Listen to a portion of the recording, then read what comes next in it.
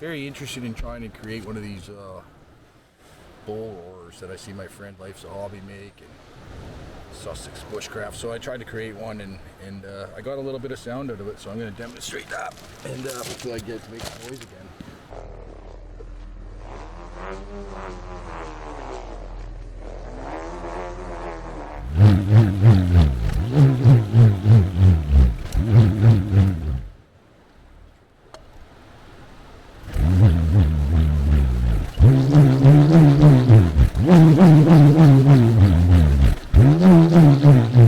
It's cool, eh?